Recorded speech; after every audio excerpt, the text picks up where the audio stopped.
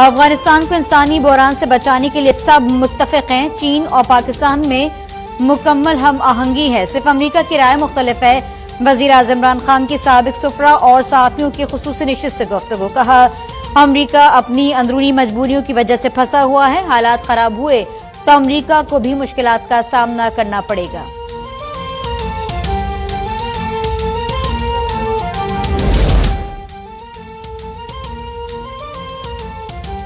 हुकूमत गिराने की ख्वाहिशमंद ओपोजिशन के लिए काफ लीग आंख का तारा बन गई। नून लीग के सदर शहबाज शरीफ 14 साल बाद आज चौधरी बरादरान की दहलीज पर कदम रखेंगे। आसिफ अली जरदारी, मौलाना फजलुर रहमान के बाद शहबाज शरीफ भी अदम एतमाद में साथ मांगेंगे। मौलाना फजलुर रहमान की काफ लीग की क़यादत से मुलाकात, चौधरी बरादरान ने ओपोजिशन में इत्तेहाद की शर्त रख दी।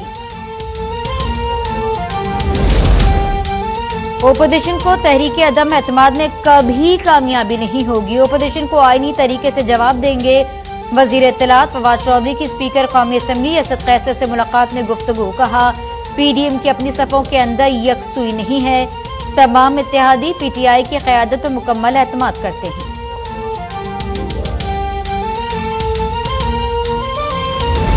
खैबर पख्तूनख्वा के 13 अजला में बल्दियाती इंतखाबात के पहले मरहले की री पोलिंग जारी। वोटिंग का अमल शाम 7 बजे तक जारी रहेगा। डेरा इस्माइल खान में सिटी मेयर के लिए पीटीआई के उमर अमीन, पीयूष पारी के फैसल करीम कुंडी और जेयूआई के कफील निजामी के दरमियान सख्त मुकाबला मुतवक्के। मुख्तलिफ अजला में बल्दियाती इलेक्शन मुख्तलिफ वजूह के बायस मुलतवी कर दिए गए थे।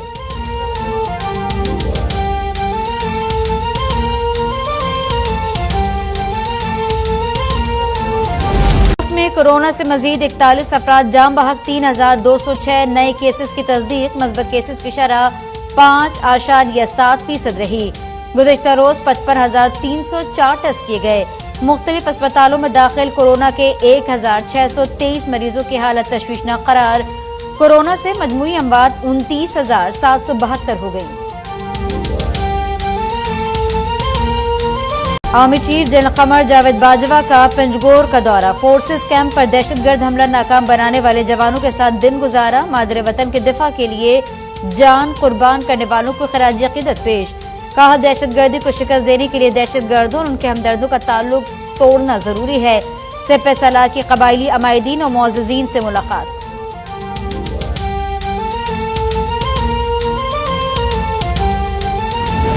अमरीका का अफगानिस्तान के मुंजमद असासों में से निस्फ 9/11 मुतासरीन को देने का फैसला।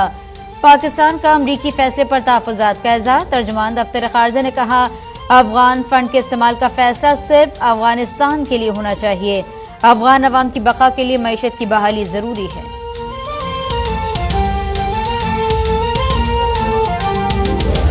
ये ह्यूमैनिटेरियन क्राइसिस को अवॉइड करना चाहिए और इनके रिजर्व्स को डीफ्रीज करना चाहिए।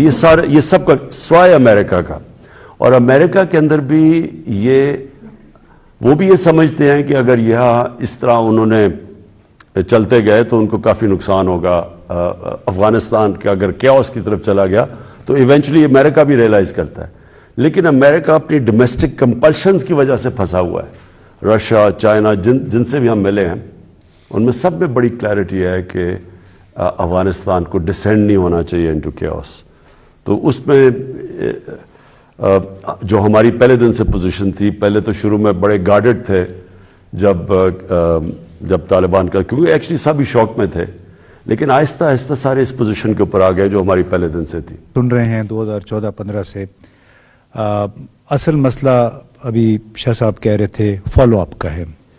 आपने, मैं बहुत ज़्यादा दूर नहीं जाऊंगा, लेकिन आपने आई थिंक नवंबर 2019 में जो गवादर का पावर प्लांट है उसकी ग्राउंड ब्रेकिंग की थी। आज तक उस पर काम नहीं शुरू हुआ। आज मुझे पता चला कि साइनोशोर जो उनकी इंश्योरेंस कंपनी है, फाइनली चूंकि वो डेट सेटलमेंट कुछ आउटस्टैंडिंग की हुई है, उसके बाद उन्होंने अभी फैसला कर लिया कि अब जल्दी इन छुट्टियों के बाद काम शुरू करेंगे। मेरा बुनियादी सवाल ये है कि चूंकि आपको लोग ट्रक की बत्ती के पीछे लगा देते हैं, यहाँ पे जब मीटिंग्स होती हैं आला सतही, असल मसाइल वहीं पे रहते हैं। आपने 3 महीने पहले भी मीटिंग्स की थी, सफ़ीर भी आया था आपके पास। तो मैं यहाँ एक कंसर्न पाकिस्तानी के तौर पे ये आपके गोश गुजार करना चाहता हूँ कि जो फॉलो अप्स हैं किसी को फोकल पर्सन लगाएं कि पता करे कि ग्राउंड ब्रेकिंग हमने नवंबर 2019 में की, आज तक उस पर काम नहीं शुरू हो सका। इसमें नुकसान किसका हुआ है? इसमें गवादर का नुकसान हुआ, इसमें पाकिस्तान का नुकसान हुआ है, और वो था कि आपका जो टैरिफ के इशू पे ना 2 साल आपके हमने गंवा दिए हैं। तो इस तरह की जो चीजें हैं, अगर इस पे मैं आपको बता, देखें आप रियलाइज करें कि 2019 के बाद कोविड आ गई, चाइना बंद हो गया।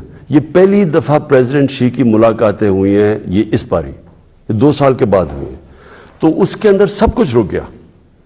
ये जो आप बात कर रहे हैं ना कि ये पावर प्लांट्स, इनको फाइनेंस करना था किसी ने, साइनोशोर ने करना था, तो वो हमारे जो इश्यूज बने उसके बाद, क्योंकि हमने तो कई चीज़ों के ऊपर, अब मैं डिटेल्स में नहीं जाऊंगा, लेकिन कई ऐसी चीज़ें थी जिनके ऊपर हमें सेटलमेंट करनी थी उनसे, क्योंकि वो अभी उनकी सेटलमेंट नहीं हुई। तो वो इस ट्रिप के ऊपर पहली दफ़ा मौका मिला उनकी, और जब तक उनकी लीडरशिप उसके ऊपर नॉड नहीं देती, नीचे कोई चीज़, आपको पता है उनका जो सिस्टम है जैसा, वो मूव नहीं करती चीज़ें। तो ये जो आप कह रहे हैं ना, ये हम बड़ी देर से कोशिश कर रहे हैं परसू करने के लिए, लेकिन जब तक वहाँ लीडरशिप की मीटिंग नहीं होनी, उन्होंने, आपको पता है ना कि प्रेसिडेंट शी ने पाकिस्तान आना था, तो उन्होंने अपनी ट्रिप आगे डिले की, तो उस ट्रिप के ऊपर वो जो चीज़ें होनी थी वो अनफॉर्चुनेटली डिले होके अब जाके सारी बातें हुई हैं। दूसरी मैं एक छोटी सी बात, आई जस्ट टेक 1 मिनट, कि जो स्पेशल इकोनॉमिक जोन्स हैं ये हमेशा स्टेट फेडरल गवर्नमेंट की प्रॉपर्टी होते हैं। चीन में जो स्पेशल जोन्स बने हैं वो हर चीज़ उन्होंने हाथ में लेके सारा कुछ इंफ्रास्ट्रक्चर ले डाउन करके फिर इन्वेस्टर से कहा कि अब आ जाएं। हमने आज तक रशकई हमसे फुली फंक्शनल नहीं हो सके, तो अगर इस पे थोड़ा सा गौर कीजिए, अपने साथियों से कहें कि उसको फेडरल प्रॉपर्टी करार दे के हर इम्यूनिटी वहां पहुंचाई जाए ताकि काम शुरू हो सके उस पर। इम्तियाज, ये हम कर नहीं सकते 18th अमेंडमेंट के बाद। मैं आपसे बिल्कुल, सिर्फ ये स्पेशल इकोनॉमिक जोन्स का इशू नहीं है, या 18th अमेंडमेंट के बाद हमारा सारा जो डिसीजन मेकिंग है वो फ्रैक्चर कर चुकी है। तो अब मैं आपको इसकी आगे भी डिटेल्स दे सकता हूं कि क्या अब सिंध के अंदर गंदम किस कीमत पे बिक रही है और पंजाब में किस कीमत पे बिक रही है। ये होना तो नहीं चाहिए, मुल्क में एक ही कीमत में गंदम बिकनी चाहिए। उसके बड़े डिसएडवांटेज है, वहां से इधर से उधर चली जाती है गंदम, एक सूबे से दूसरे में जो शॉर्टेजेस हो जाते हैं कीमतें ऊपर। ये यूरिया के ऊपर जो प्रॉब्लम्स आए हैं, अब यूरिया वहां से सिंध के अंदर हमें वो पता ही नहीं है कि उन्होंने किधर होल्ड किया हुआ है। सो ये इसमें कई इश्यूज हैं 18th अमेंडमेंट में कि मुल्क के जो फैसले होने चाहिए। और आप बिल्कुल, आपने ठीक एग्जांपल दी चाइना की। देखिए, चाइना का सबसे बड़ा इशू जो उनकी एडवांटेज है कि वहाँ उनकी जो डिसीजन मेकिंग है वो जब एक फैसला हो जाता है तो वो फिर इम्प्लीमेंट होता है।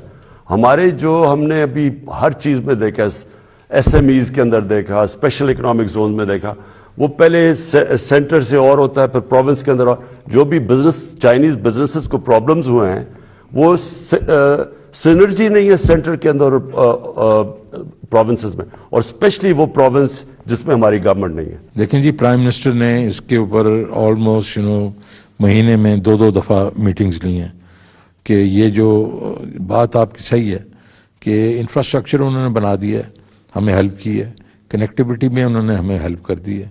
अब स्पेशल इकोनॉमिक जोन जो हैं ये तो हमारे लिए एक किस्म से वो फ्रूट जो असल फ्रूट तो अब मिलेगा ना, रबर मीट्स द रोड तो अब है। तो हमारे लिए तो ये बहुत ज़रूरी है कि हम इनको एक किस्म से ऑपरेशनलाइज करें और यहाँ इंडस्ट्री लेके आएँ। तो पीएम ने जो डिसीजन लिए हैं, क्योंकि 18th अमेंडमेंट के बाद ये प्रोविंशियल वो सब्जेक्ट है, लेकिन फिर भी हमने इनको ऑटोनमस बनाने की कोशिश की है कि हर चीज़ जो है, हर फैसला जो है वो जोनी के अंदर हो जाए, ये 10-10 एजेंसीज ना हो जाए। फैसलाबाद हो गया, राशाकाई हो गया, धाबेजी वगैरह। तो इंशाल्लाह ये अब इस वक्त जो रिजीम है उसके बीच में हमने ये भी कहा है कि जब ये चाइनीज, और आपके पास, हमारे पास खालिद मंसूर साहब हैं जो कि चाइना को 30 साल से जानते हैं, कि जो इन्वेस्टर जब आएगा तो ये उसके साथ किसी न किसी को लगा देंगे, ताकि ये नहीं होगा कि वो दर दर ठोकरें खाता फिरेगा। 1 पर्सन 1 इन्वेस्टर, उससे ये होगा कि वो उनकी प्रॉब्लम जो है रिजॉल्व करेंगे। प्रोसेस सारा इसलिए रुक गया, सीपैक का इसलिए हो गया कि चाइनीज आपकी गवर्नमेंट से नाराज है। उसके बारे में कोई क्लैरिफिकेशन हमें को दे सके कि क्या हकीकत क्या है, कि वो रिजॉल्व हो गया है, क्या इशू है? ये सर बता दें, जो ये तासर मोहित आपने दिया ना कि सीपैक स्लो हो गया, उसमें मैं सिर्फ ये फिगर्स कुछ दे दें आपको कि ये जो पहले इसलिए स्लो नहीं हुआ कि वर्किंग ग्रुप पहले 7 थे, अब 11 हैं। नंबर ऑफ प्रोजेक्ट्स जो थे 2018 तक 10 हुए थे, अब 9 3.5 साल में हो गए हैं। नंबर ऑफ प्रोजेक्ट्स जो कंप्लीट हुए थे 2018 तक वो 2 है, अब 3.5 साल में 7 मुकम्मल हो गए हैं। रोड जो कंस्ट्रक्शन हुई वो 415 किलोमीटर हुई थी पिछले 2018 तक। इन 3.5 सालों में 453 किलोमीटर रोड प्रोजेक्ट्स जो है वो मुकम्मल हुए हैं। जो यूएस 3.97 बिलियन डॉलर थे 2018 तक इन्वेस्टमेंट, अब तकरीबन 3.45 बिलियन इन 3.5 सालों में हुई है। और जो नए प्रोजेक्ट स्टार्ट हुए हैं वो 2018 तक टोटल जो थे वो 17 थे, अब 3 नए प्रोजेक्ट्स और अभी जो हम करके आए हैं 20 इसमें जो है वो शामिल हुए हैं। पावर जनरेशन लास्ट में बता दूं कि 3,340 मेगावाट थी, इन 3.5 सालों में 5,864 मेगावाट बिजली जो है वो आई है। और ट्रांसमिशन लाइन 2018 तक 1 मीटर भी जो है वो नहीं पड़ी थी, अब तकरीबन 880 किलोमीटर की नई ट्रांसमिशन लाइन जो है वो डली है। तो जस्ट अ कंपैरिजन। हमें जो 3 साल में प्रॉब्लम आई है ना वो ये कि हमारा जो गवर्नमेंट का सिस्टम इवॉल्व ऐसा हो गया है कि वो एक उसका कनेक्शन नेशनल इंटरेस्ट से चला गया। ये जो 2 कनेक्ट होता है ना, मसलन आपको सबको गवर्नमेंट डिपार्टमेंट को पता होना चाहिए कि ये हमारा रास्ता है, ये नेशनल इंटरेस्ट है, एक्सपोर्ट्स हैं, फॉरेन इन्वेस्टमेंट है या इंपोर्ट सब्स्टिट्यूशन जो वेल्थ क्रिएट करता है मुल्क में, वो एक्चुअली वो डिवोर्स हो चुका है। सिस्टम एक ऐसा निकल चुका है कि वो अब जिधर भी दुनिया में उन्होंने तरक्की की और वेल्थ क्रिएट की है, उन्होंने सारे मुल्क ने जोर लगा के वेल्थ क्रिएट किया एक्सपोर्ट्स के जरिए। हमारा इतना डिस्कनेक्ट है उसमें कि कई जगह आपके एक्सपोर्टर को जिस चीज़ से फ़ायदा होना है, हमारी अपनी गवर्नमेंट उसको नुकसान पहुंचा रही है या बाहर से इन्वेस्टमेंट आ रही है। जैसे अभी मुझे फैसलाबाद में मैं चैम्बर से बात कर रहा था, तो उन्होंने कहा कि जो सबसे बड़ा कपड़ों का इन्वेस्टर है ज़ारा, तो उनका हेड वो स्पेन में वो आना चाहता था पाकिस्तान, तो बजाय वो ऑनलाइन उसने वीज़े पे अप्लाई किया, तो एम्बेसी ने उसके सीईओ को कहा नहीं आप इधर आके पहले वो करेंगे। सो इन अदर वर्ड्स के जो कोरिलेशन है बिटवीन नेशनल इंटरेस्ट और जो वर्किंग ऑफ द गवर्नमेंट है उसको अलाइन करना थोड़ा सा प्रॉब्लम हो रहा है। और वो एग्जैक्टली स्पेशल इकोनॉमिक जोन्स में ये हुआ है, क्योंकि हमें शुरू में यही जो प्रॉब्लम्स आए, जिस तरह की मसलन कई स्पेशल इकोनॉमिक जोन्स के अंदर ज़मीन वो रियल एस्टेट की तरफ चली गई, वो इसके इतने एग्जॉर्बिटेंट कॉस्ट चले गए कि वो फैक्ट्री उसने लगाएगा तो प्रॉफिट कैसे लेगा। सो एनीवे वो हम कर रहे हैं, सारा रेगुलर मीटिंग्स करके इनको अलाइन कर रहे हैं। जी आप जब नवंबर 2019 में चीन तशरीफ़ लाए थे तो मैं उस वक्त पाकिस्तान की वहाँ एम्बेसडर थी। पहली बात तो ये सर कि बहुत ही बरवक्त दौरा था और बहुत कामयाब दौरा था। बहुत क्लोजली हम लोग जो चीन में रहे हैं उन्हें फॉलो किया है एंड फैसिलिटेशंस क्योंकि बड़ी अच्छी इसमें जॉइंट स्टेटमेंट भी बहुत अच्छा आया है और रोड मैप भी बहुत क्लियर आगे का नज़र आ रहा है। मेरे कॉलीग्स ने जो बातें की मैं कंप्लीटली उनके साथ एग्री करती हूँ, लेकिन मैं 2 कमेंट्स करना चाह रही हूँ जो इस विजिट से थोड़ा सा हटके हैं।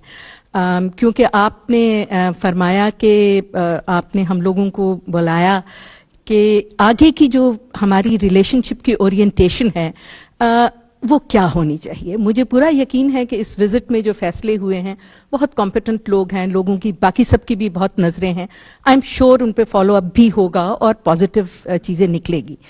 लेकिन मैंने गुजारिश ये करनी थी कि हमारा जो फ्रेंडशिप का एक बेस है, जो डॉक्यूमेंटेशंस है, वो हमारी एक ट्रीटी है 2005 की जिसकी मुद्दत 2025 में ख़त्म हो रही है।